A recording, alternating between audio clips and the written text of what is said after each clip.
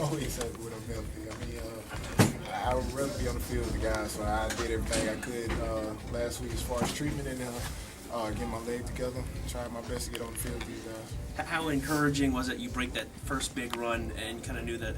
I imagine. Did you know kind of it was on tonight? Did I imagine what? Did you imagine kind of like it was going to be a good night for you? I did because like I said, I enjoyed being on the field with the guys. You know, they did a great job up front. You know, and it was something that like I made a promise when I was getting interviewed last week, and it was something that I had on my shoulder from last year. You know, that I felt like I owed them something. You know, we really didn't do too well in the running game last year, so we put a lot of emphasis on it this week. So I kind of seen it coming because we killed each other in practice this week in the running game. So you know, I kind of did expect it. You were bouncing outside a lot, right side.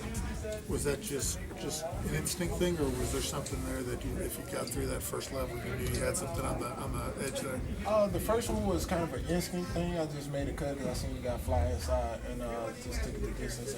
But after I began to see them, like they was all in the box. I mean, they had like 9 people in the box. It was strictly in between the tackles, like that. So I figured if they was squeezing on the edge, I figured if I could just make one guy miss, then I have a lot of running room.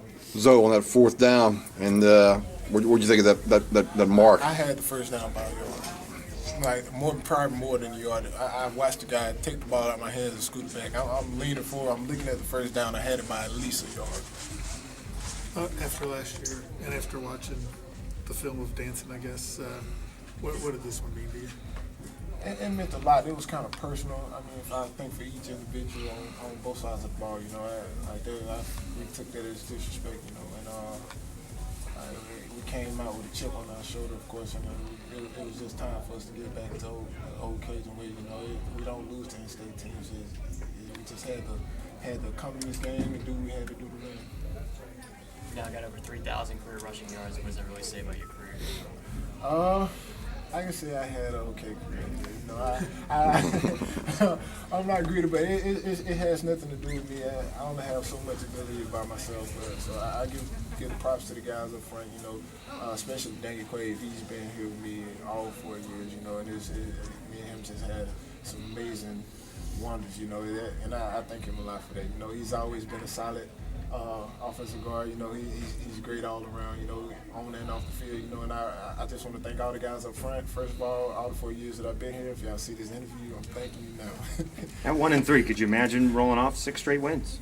Yes. I mean, we just had to get back to the basics. You know, we like that first loss was a piece of humbling pie. Then we had to identify ourselves. We had to find what we was good at. I mean, we knew we were explosive offense, and we knew we had some good players on defense, you know, and we had a good defense, and we just had to find what would work, you know, to stop what we were going against. And after we found that, that's when we found it. That's when we ripped off the street. Can you wrap your mind around the fact that you got senior night a week from now? I honestly look at it right now. I don't think it'll actually hit me until I'm walking down the tunnel with my family and see the light shining on the fans and Darren Walker or Coach Finger or whoever to call it out the names. You know, I think the day that it hit me. Thanks, sir. Thanks, Appreciate it.